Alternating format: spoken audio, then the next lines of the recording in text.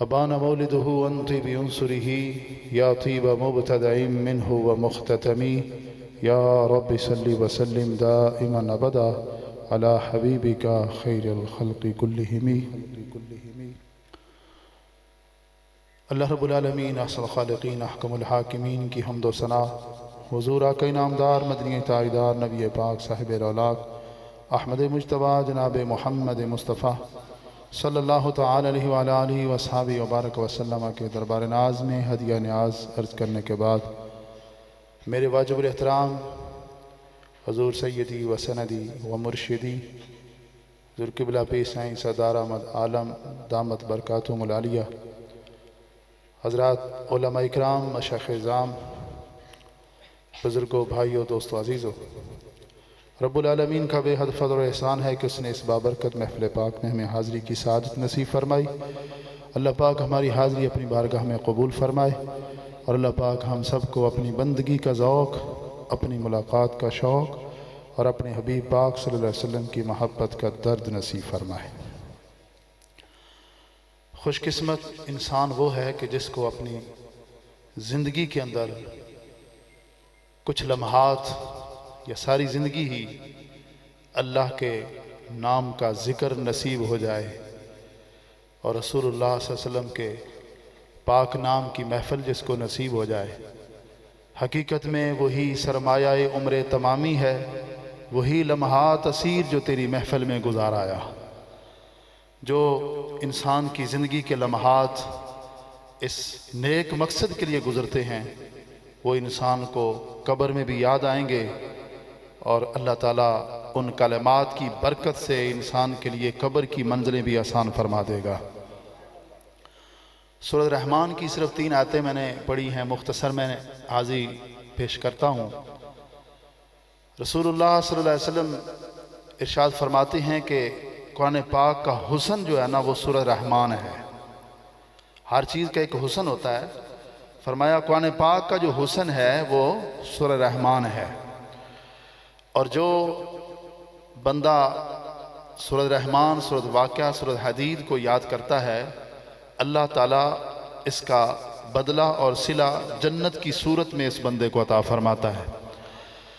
ایک دن حضرت قیس بن عاصم جو ابھی تک مسلمان نہیں تھے ہوئے، وہ رسول اللہ صلی اللہ علیہ وسلم کی بارگاہ میں حاضر ہوئے اور آ کر عرض کی کہ آپ مجھے کوئی معجزہ دکھائیں، اپنی نبوت اور رسالت کا معجزہ مجھے دکھائیں۔ تو نبی رحمت صلی اللہ علیہ وسلم نے سورۃ رحمان کی تلاوت شروع فرمائی۔ حضور نے خود قرآن پاک کی تلاوت فرمائی، سورۃ رحمان کو پڑھا۔ جب آپ نے مکمل سورۃ رحمان پڑھی تو وہ جوش جنوں کے ہاتھ سے فصل بہار میں گل سے بھی نہ ہو سکی دامن کی احتیاط۔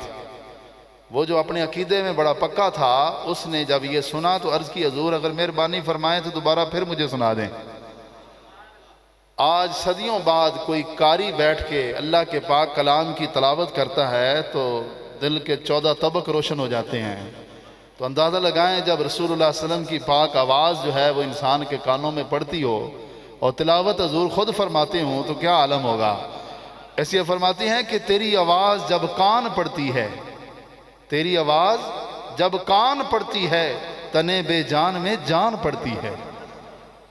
حضور کی پاک آواز جب کانوں میں آئے تو یوں لگتا ہے کہ جیسے انسان کے بدن میں جان آ گئی۔ انسان کو وہ سوز، وہ گداز نصیب ہوتا ہے۔ تو اس نے بظاہر کلمہ نہیں تھا پڑھا، لیکن قرآن مجید کی آیات حضور کی پاک زبان سے سنی تو عرض کی حضور دوبارہ پھر ارشاد فرما دیں۔ نبی علیہ السلام نے دوبارہ جب پڑھا تو عرض کرتا ہے حضور ہاتھ یادہ کا ابائی ہوگا، حضور اپنا ہاتھ مبارک عطا کریں، میں بھی مرید ہونا چاہتا ہوں، مجھے بھی اپنی غلامی میں قبول فرما لیں۔ رب کعبہ کی قسم ہے یہ کسی بشر کا کلام نہیں، یہ اللہ کا پاک کلام ہے۔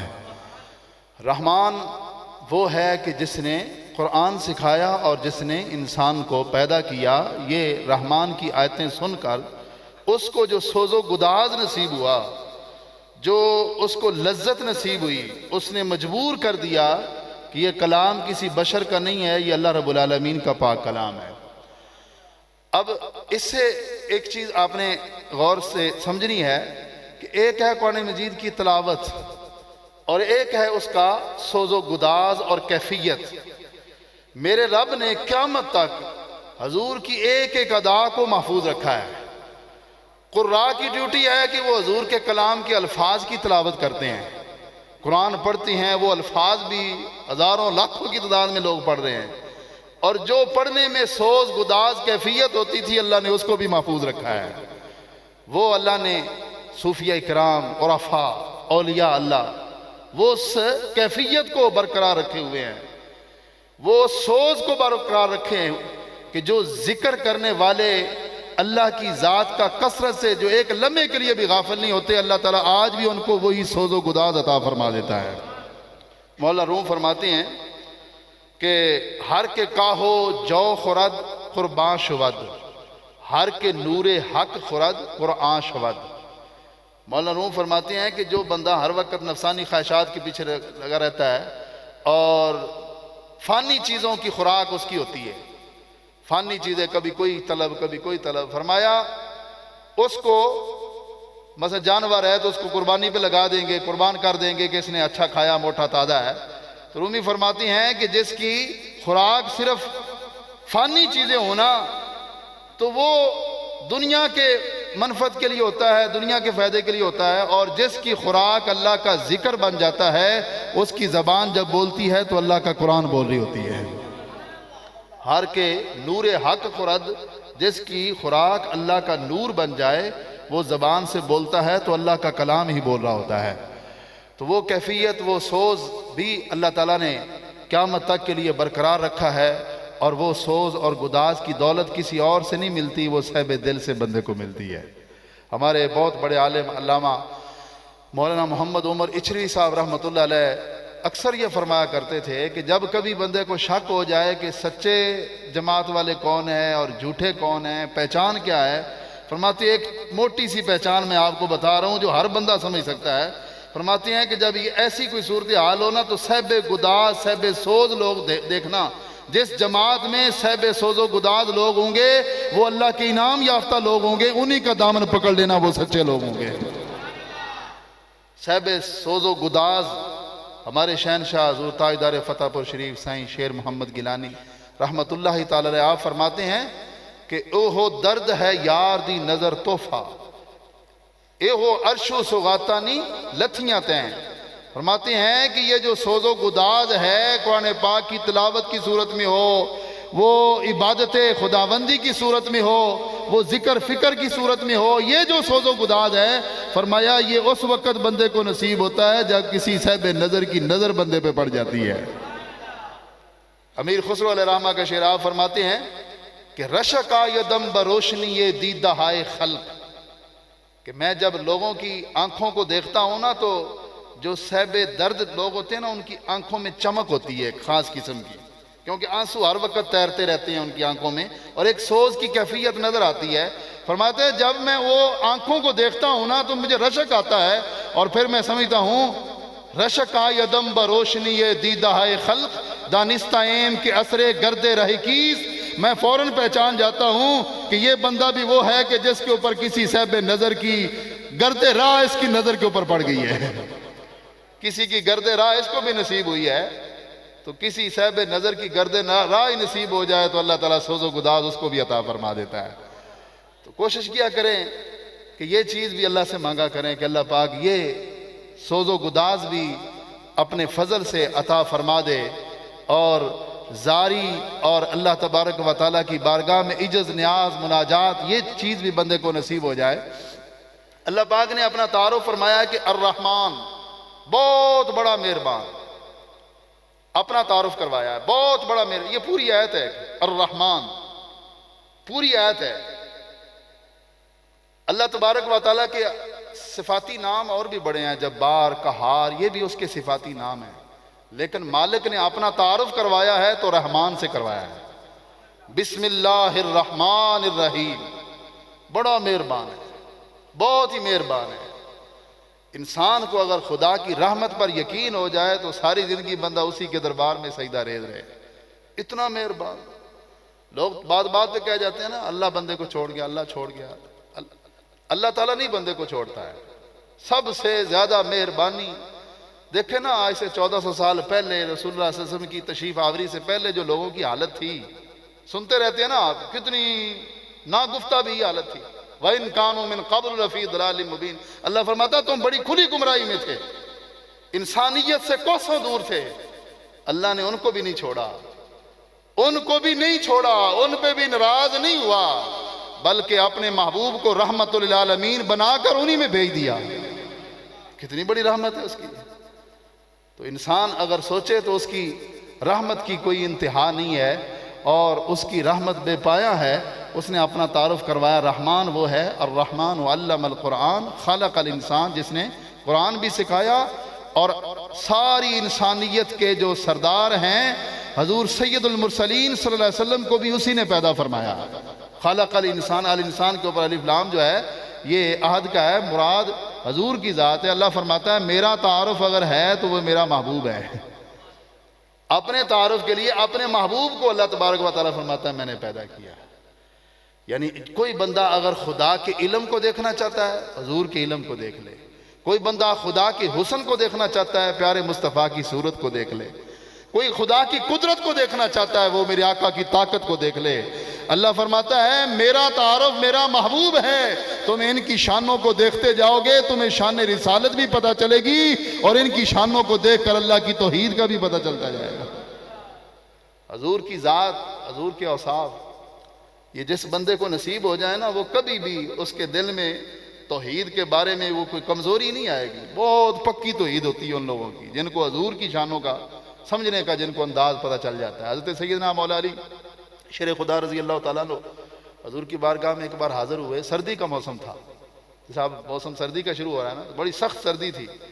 تو حضرت مولا علی حاضر ہوئے اور نبی رحمت صلی اللہ علیہ وسلم کی بارگاہ میں بیٹھے. حضور نے حال پوچھا. حضور نے فرمایا علی کیا حال ہے؟ عرض کی حضور سردی بڑی ہے. تو حضور نے فوراً ہاتھ اٹھایا، اللہم اذہب عنہ الحر والبرد، اے اللہ میرے علی سے سردی بھی دور فرما دے گرمی بھی دور فرما دے. مولا علی فرماتے ہیں پھر ساری زندگی مجھے نہ سردی لگی ہے نہ گرمی لگی ہے، کیونکہ حضور کی پاک زبان وہ لوح محفوظ کی تحریر ہوتی ہے، وہ اللہ کی تقدیر ہوتی ہے. اعلیٰ حضرت فرماتی ہیں وہ زبان جس کو سب کن کی کنجی کہیں اس کی نافذ حکومت پہ لاکھوں سلام، اور وہ دہن جس کی ہر بات وحی خدا چشمہ علم و حکمت پہ لاکھوں سلام. حضور کی ہر بات اللہ کی ترجمان ہے، اللہ کی تقدیر کا فیصلہ ہے. حضور نے الفاظ بولے. مولا علی فرماتے ساری زندگی نہ سردی لگی نہ، لیکن آپ کا طریقہ یہ تھا، مولا علی رضی اللہ تعالیٰ عنہ کا طریقہ یہ تھا کہ جب سردی کا موسم آتا نا تو آپ باریک کپڑے پہنتے گرمیوں والے. بات بڑی سننے والی ہے، توجہ کرنا رہا. آج لوگ مختلف مزاج بن گئے لوگوں کے، ہر چیز پہ لوگ اعتراض کرتے ہیں. جی بار بار لوگ جی محفل کیوں سجاتے ہیں، جی بار بار یہ جھنڈیاں کیوں لگا رہے ہیں، یا جناب لائٹنگ کیوں ہو رہی ہے. ہر چیز پہ لوگوں کو اعتراض ہے. میں ایک مزاج جو ہے نا وہ عرض کر رہا ہوں کہ صحابہ اکرام کا مزاج کیسا تھا، ان کو خدا نے محبت کیسی عطا فرمائی. مولا علی شیر خدا رضی اللہ تعالیٰ عنہ جب سردی کا موسم آتا تو آپ باریک کپڑے پہنتے، جب گرمی کا موسم آتا تو آپ موٹے کپڑے پہنتے. محدثین نے یہاں سوال اٹھایا کہ جب نہ آپ کو سردی لگتی ہے نہ گرمی لگتی ہے تو پھر سردیوں میں باریک کپڑے کیوں اور گرمیوں میں موٹے کپڑے کیوں؟ فرماتے جواب اس کا یہ ہے کہ جب موسم ہو سردی کا اور سارے لوگوں نے چادریں لی ہوں، موٹے کپڑے پہنے ہوں سردیوں والے، مولا علی باریک کپڑے پہنتے تھے تاکہ کوئی مجھ سے گلی محلے میں مجھ سے پوچھے کہ علی تم نے کیوں باریک کپڑے پہنے ہیں تو میں ان کو جواب دوں گا کہ میرے آقا کی نظر کرم میرے اوپر ہو گئی ہے. ان کو بازار میں کھڑا کر کے کہوں گا کہ مجھے سردی نہیں لگتی کیونکہ حضور کی نظر کرم ہو گئی ہے. میں اس کو کھڑا کر کے حضور کی شانیں بیان کروں گا، حضور کی عظمت لوگوں کو بتاؤں گا. یہ ایک مزاج ہے. تو آپ سے بھی کوئی بندہ پوچھے بھی یہ کیوں محفل سے جا رہے ہو، یہ جھنڈیاں کیوں لگائی ہیں، لائٹنگ کیوں کی ہے، ایک ہی جواب ہے تاکہ انسان کی نظر، انسان کے دل کی سوچ گنبد خضرا کی طرف جائے. وہ غفلت میں ڈوبا ہوا انسان ذرا سوچ کے دیکھے تو صحیح، یہ ساری نعمتیں ساری بہاریں ان کے دامن سے وابستہ ہیں. وہ جو نہ تھے تو کچھ نہ تھا، وہ جو نہ ہوں تو کچھ نہ ہو، جان ہے وہ جہان کی، یرے جان ہے تو جہان، یرے جان ہے تو جہان. غفلت میں ڈوبا ہوا انسان یہ سوچ رہا ہے کہ شاید 1400 سال پہلے حضور آئے اور چلے گئے اور اب نہیں ہے، تو اس کو جگانے کے لیے یہ جملہ ہوگا کہ نہیں، میرے آقا کی نبوت اور رسالت کا سورج اب بھی طلوع ہے، پوری آب و تاب پہ ہے. جس بندے کو جہاں بھی نور ایمان مل رہا ہے، کوئی نعمت مل رہی ہے، کوئی فضل مل رہا ہے، کوئی اور دروازہ نہیں ہے، وہ ایک ہی دروازہ ہے، اور وہ دروازہ مصطفیٰ صلی اللہ علیہ وسلم. حضور کے پاک دروازے سے خیرات مل رہی ہے، ہر ایک کو مل رہی ہے اور ہر وقت مل رہی ہے. ظاہری طور پہ حضور نے پردہ ضرور فرمایا ہے، لیکن کرم میرے آقا کا اسی طرح ہی ہے، مہربانی کی نظر حضور کی اسی طرح ہی ہے. صرف یہ ہے کہ انسان کے اپنے دل پہ پردے جب آ جائیں، اپنی آنکھوں پہ پردے آ جائیں، تو پھر وہ انکار کرنے لگ جاتا ہے. ورنہ اللہ تبارک و تعالیٰ نے نبوت کا دروازہ حضور کی ذات پہ بند کر دیا ہے. اب جس کو بھی خدا کی پہچان نصیب ہوگی وہ رسول اللہ صلی اللہ علیہ وسلم کے پاک دروازے سے نصیب ہونے والی ہے. علامہ ابن جوزی نے المیلاد النبوی کے اندر لکھا ہے، میں اپنی بات کو مکمل کر رہا ہوں. امام ابن جوزی حضور غوث پاک رضی اللہ عنہ کے وقت کے محدث ہیں، بہت بڑے محدث ابن جوزی. وہ فرماتے ہیں کہ ہمارے کوئی پڑوسی تھے غیر مسلم یہودی تھے. تو ایک دن وہ یہودی عورت اپنے خامن سے پوچھتی ہے کہ ربیع الاول کا مہینہ آئے تو یہ مسلمان مٹھائیوں کو بانٹتے ہیں، مٹھائیاں کیوں تقسیم کرتے ہیں؟ تو اس نے آگے سے جواب دیا کہ مسلمان یہ سمجھتے ہیں کہ اس مہینے میں ان کے نبی پاک صلی اللہ علیہ وسلم کی آمد ہوئی ہے، تو اس خوشی میں وہ مٹھائیاں بانٹتے ہیں. اور مسلمانوں کا یہ عقیدہ ہے کہ جو رسول اللہ صلی اللہ علیہ وسلم سے محبت کے ساتھ حضور کی آمد پہ خوشی کرتا ہے، حضور چاہیں تو اس کو خواب میں دیدار عطا فرماتے ہیں، چاہیں تو جاگتے ہوئے دیدار عطا فرما دیتے ہیں. یہ جملہ اس نے بولا. رات سو گیا، جب صبح اٹھے تو اس کی بیوی جو ہے مصلی بچھا کے بیٹھی ہے، درود پاک پڑھ رہی ہے. وہ بڑا حیران ہوا. اس نے کہا کہ تجھے کیا ہو گیا؟ وہ کہنے لگی کہ جب رات تو نے مجھے بتایا نا تھا کہ نبی علیہ السلام جو ہے وہ جو ان کا میلاد مناتا ہے تو اس پہ کرم ہو جاتا ہے، مہربانی ہو جاتی ہے، تو میں نے اسی وقت دل میں ارادہ کر لیا اگر حضور میرے اوپر مہربانی کرے، مجھے دیدار عطا کرے، تو میں بھی کلمہ پڑھ کے آپ کی امتی بن جاؤں گے. تو بس دل میں ارادہ ہی کیا. حضور نے دیر نہیں لگنے دی، حضور اسی وقت ہی تشریف لے آئے، اسی وقت ہی کرم نوازی فرما دی ہے، مجھے دیدار بھی عطا فرمایا، مجھے کلمہ بھی پڑھا دیا ہے. حالانکہ یہ 400-500 سال بعد کی بات ہے. تو میں یہ اس لیے عرض کر رہا ہوں کہ اپنے بندے کو نظریات جو ہے نا ان کو درست کرنے کی ضرورت ہے، اپنے دل کے پردے اتارنے کی ضرورت ہے. ان کے فیضان میں کوئی کمی نہیں، آج بھی ان کی کرم نوازی کا سورج جو ہے وہ طلوع ہے. اللہ پاک ہمیں ہر وقت اس پاک نور کے ساتھ وابستہ رہنے کی توفیق عطا فرمائے، اور انہی کے ذکر کے ساتھ اللہ پاک ہمیں اپنی زبانوں کو تر رکھنے کی توفیق عطا فرمائے. وآخر دعوانا الحمدللہ.